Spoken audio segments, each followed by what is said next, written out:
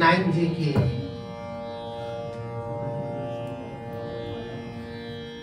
समृद्धि जायसवाल।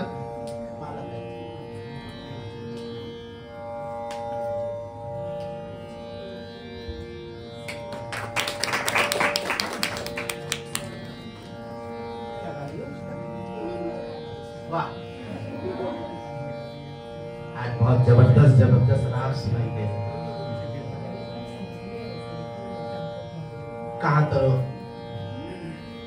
कहाँ तो अभी एडमिशन हो रहा था, वहां पे मैंने लगातार 15 लोग लगातार सुनने वाले ही बताया। तीसरे दिन की बात है ये, प्रियांशु बता रहे तो बोले कि सुनने वाले घबरा गए थे। भीम पलासी बंदिश क्या आता है, जा रहे अपने। मैंने 134 कलाकार, 134 विद्यार्थी एग्जाम दे रहे थे। कुछ नहीं तो कम से कम 70 लोग जो भीम पलासी गाएगा। तो मेरे जैसा कोई अगर एग्जामिनर होता तो पीछे कोई कुआं हुआ देख के कूद गया होता। ऐसे जो इस समय निकल रहा है पीढ़ी, इसको हम कह सकते हैं कि इस मामले बहुत घटिया सब चल रहा है। सोच इतनी खराब है, कुछ करना नहीं, सीखना नहीं, गाना नहीं। वहां के लोग बता रहे थे, किसी से पूछा कि अरे कुछ गा ही नहीं पा रही हो, तो बोले हमारे यहाँ मेहमान आ गए थे। एग्जाम में बता रहे, मैंने एंट्रेंस एग्जाम बीएचयू का, देश की शीर्षस्थ यूनिवर्सिटी में एडमिशन ले रहा है, मेहमान आ गए। तो मेहमान 2 दिन के लिए, बोले नहीं 10 दिन से बैठे हैं। तो तुम्हें क्या काम है, खाना बनाना पड़ता है, लड़की बोल रही है। तो इसके चलते जो गा नहीं पाए। वाह, मतलब वो मेहमान के लिए खाना बना रहे थे, उसको एडमिशन दे देना चाहिए। किसी का सा नहीं लग रहा है, कौन सा स्केल है पूछ रहे, अपना स्केल नहीं बता पा रहे हैं। उसको पूछ पाछ के सा लगवाया गया किसी तरह से। उसके बाद जहाँ गाने गया तो कुछ नहीं कर पाई। कई लड़के ऐसे थे जो कि कुछ भी पहन के चले आए, कोई हाफ पैंट नहीं तो कम से कम लोअर पहन के चले ही आ रहे हैं उधर। मतलब कोई ना सीरियसनेस है, ना कुछ आता है, ना पता है, ना उन्हें अपना ज्ञान है कि मैं क्या हूँ, वहाँ क्या होने जा रहा है। बस लाइन में लग गया करके। अब वहाँ पर क्या बट रहा है उनको पता नहीं है, प्रसाद हलवा बट रहा है कि गोबर बट रहा है पता नहीं, लेकिन लाइन में लग गए। तो ये हालत है। जो एग्जाम ले रहे थे उनका जरूर मन कर रहा होगा कि कोई ऐसे कुएं में कूद जाए। ऐसे विकट काल में पहला राग दरबारी, दूसरा राग चौकस और तीसरा राग मेद मल्हार। ये तालीम जो है हमारे यहाँ के जितने टीचर्स हैं उनके लिए होना चाहिए।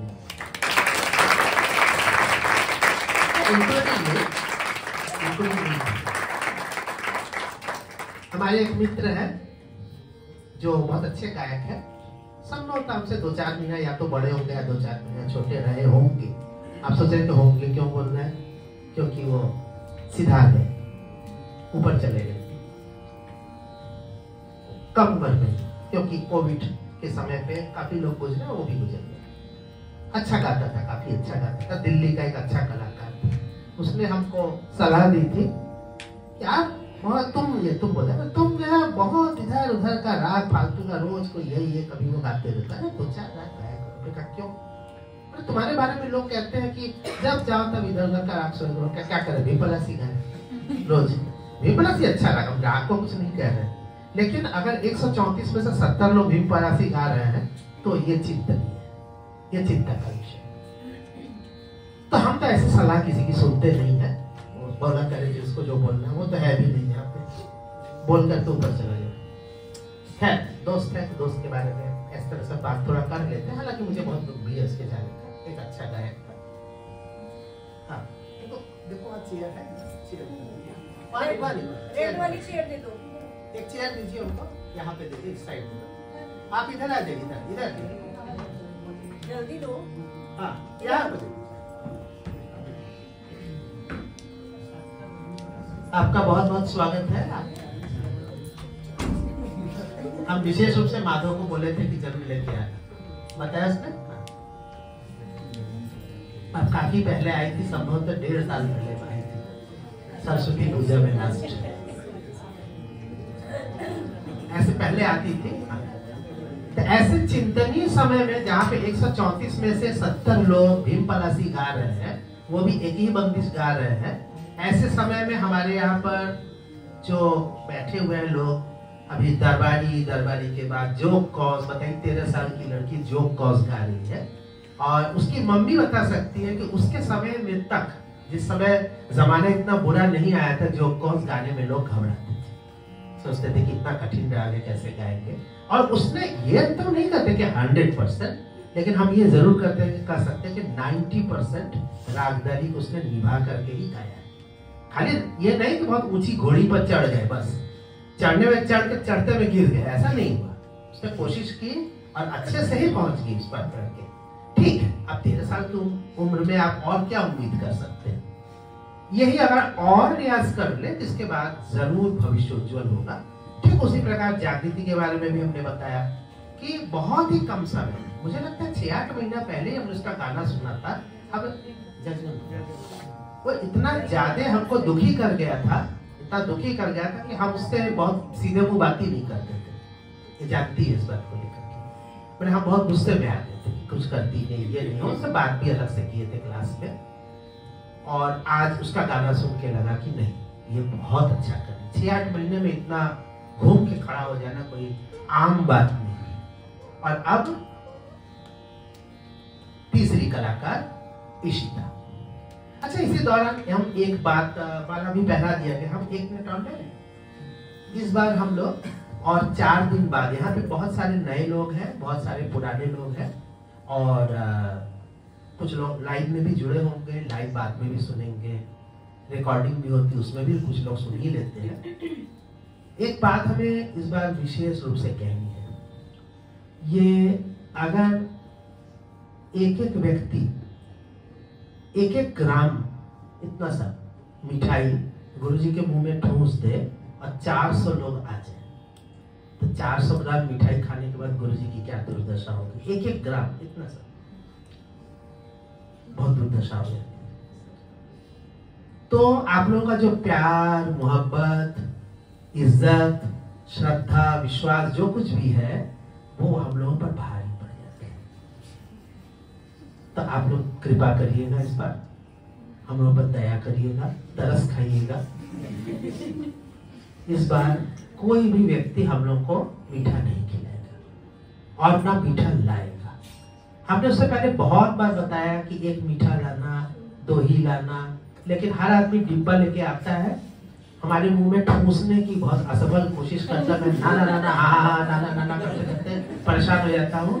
मेरा स्पॉन्डिलाइटिस था नहीं, लेकिन अगर होता तो भी ठीक हो जाता, क्योंकि हम नाना नाना करते रहते हैं। ऐसे करते करते मेरा गला ठीक हो गया, गर्दन था नहीं, होता तो जरूर ठीक हो जाता, क्योंकि ऐसे ऐसे एक्सरसाइज हो जाता है। मना करते हुए बहुत बुरी हालत हो जाती है, उसके बावजूद कितना भी कहो, वो डब्बा वहीं पर किसी तरह से सरका करके लोग सीढ़ी से उतर के चले आते। बाद में सबको हम पूछते रहते हैं, नहीं खाओ, 3 मिठाई खा चुके, नहीं 5वां खाओ सबको, क्योंकि क्या करेंगे, फ्रीज फंसा हुआ है, सबका फ्रीज भरा हुआ है, सबका इधर है, मिठाई इधर जा रही उधर जा रही है, रस उसका इधर जा रहा है। तो सारा फायदा किसे मिल रहा है, किसे बताइए, मिठाई वाले को? ना ना, सारा फायदा खोए में मिलावट करने वालों को, पनीर में मिलावट करने वालों को हो रहा है। आप दूसरे दिन मिठाई खाइए और गुरु पूर्णिमा वाले दिन में मिठाई खाइए, उसी दुकान के उसी बर्फी में आपको एक अलग सी कड़वाहट, एक अलग सा टेस्ट आता है। तो आप कृपया मिलावट करने वाले लोगों को और मौका ना दें। यहाँ पे कम से कम 1 क्विंटल मिठाई लेकर के जो आप लोग आ जाते हैं, कृपा करेंगे, दया करेंगे। हाँ, आपको लगता है कि गुरुजी को देना चाहिए कुछ, या गुरुजी को हम अपनी कोई, गुरुजी को क्या कोई देगा, कुछ अर्पित करना चाहते हैं अपनी ओर से, वो हम तक पहुंचे न पहुंचे, तो हम एक रिक्वेस्ट, इसमें हमने ऑल्टरनेट सोचा हुआ है, और आप लोग उसके लिए तैयार भी होंगे, हम जानते हैं। इससे पहले बहुत सारे लोग तैयार हो गए।